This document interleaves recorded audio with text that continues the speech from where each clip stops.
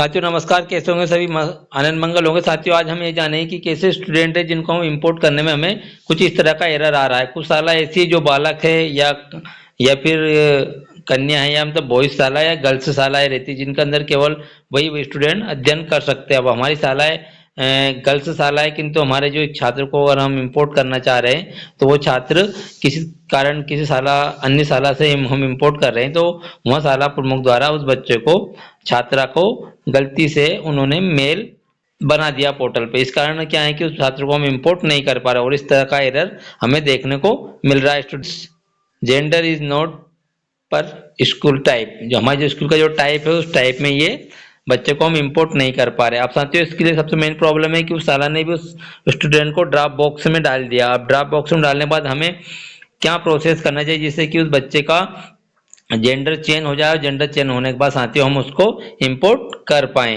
साथियों हमारे एक साला है जिसके द्वारा इस बच्चे की इस साला से आया और इसको हम इंपोर्ट करना चाह रहे हैं, किंतु इसको उन्होंने पोर्टल पर स्टूडेंट है। साथियों हमारा एक छात्रा है जिसका नाम निवेदिका है और इसको यहाँ पर पोर्टल ने उस साला ने गलती से मेल सिलेक्ट कर लिया था और उसके बाद उसको लेफ्ट भी कर दिया गया और हमारे आ रही, किंतु हमारी साला गर्ल्स साला होने के कारण इस छात्र को हम इंपोर्ट नहीं कर पा रहे हैं। तो साथियों इसके लिए क्या करना पड़ेगा?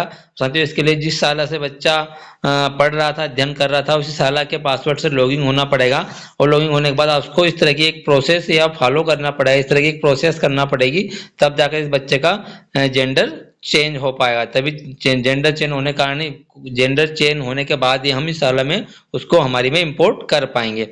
अब साथियों जिस साला से जो आया था छात्र का नाम, उस साला के साला प्रमुख को हमने कहा और उन्होंने अपने पासवर्ड को लॉगिन किया और लॉगिन करने के बाद कुछ इस तरह का उन्होंने प्रोसेस को फॉलो किया।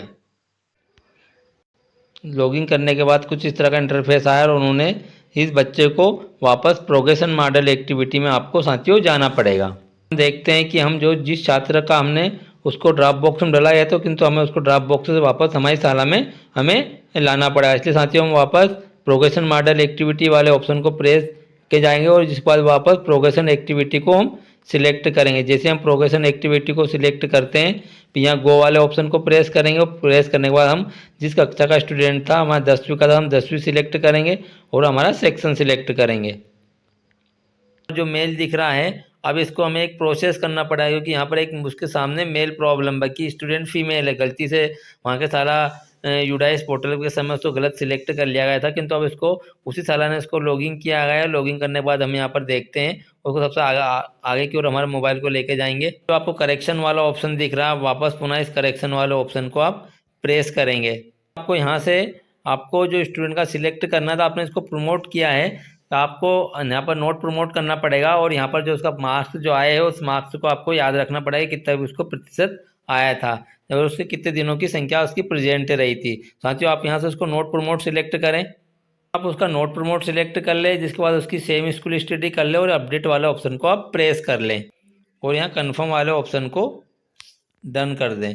अब साथियों आपको वापस आपकी साला की जीपी वाले ऑप्शन में आपको जाना पड़ेगा।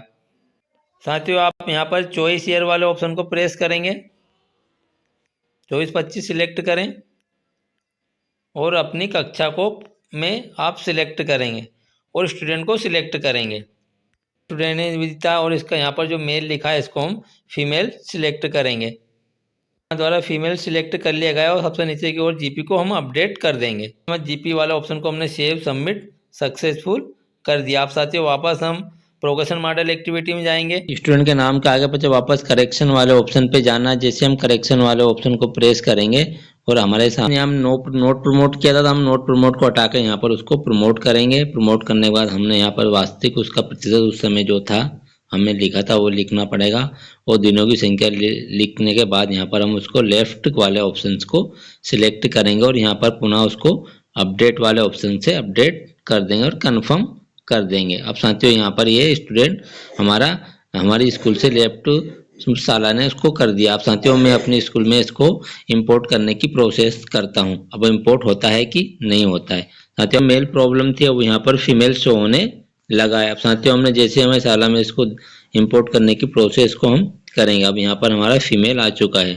अब हम यहाँ पर क्लास सिलेक्ट करेंगे हमारा और हमारी एडमिशन डेट को यहाँ पर डालेंगे और इंपोर्ट वाले ऑप्शन को प्रेस करेंगे। यहाँ पर हम जैसे ही इंपोर्ट वाले ऑप्शन को प्रेस करेंगे, प्रेस करने के बाद हमारे स्टूडेंट का नाम आ गया और हम इसे कन्फर्म वाले ऑप्शन को प्रेस करेंगे और ये सक्सेसफुल का मैसेज हमारे सामने आ जाएगा और हमारा जो स्टूडेंट जिसकी मेल फीमेल प्रॉब्लम थी वो सोल्व हो चुकी है और अब हमारा स्टूडेंट यहाँ पर हमारी शाला में इंपोर्ट हो चुका है। इस तरह से अगर आप साथियों और आपके भी कोई स्टूडेंट ऐसा जिसकी जेंडर प्रॉब्लम होने के कारण आप अपनी शाला में इंपोर्ट नहीं कर पा रहे हैं, तो आपको उस शाला प्रमुख को कह के इस तरह की प्रोसेस को फॉलो करें और आप करवाएं, ताकि आपका बच्चा आपकी शाला में इंपोर्ट हो सके और आपका जो एरर आ रहा है वो समाप्त हो सके। मिलते हैं साथियों नई वीडियो में नई इन्फॉर्मेशन के साथ। यूडाई संबंध से आपको किसी भी प्रकार की समस्या हो तो हमारे चैनल की विजिट करिए। में यूडाई संबंध समस्त प्रकार के वीडियो अपलोड है, आप जाके देख सकते हैं।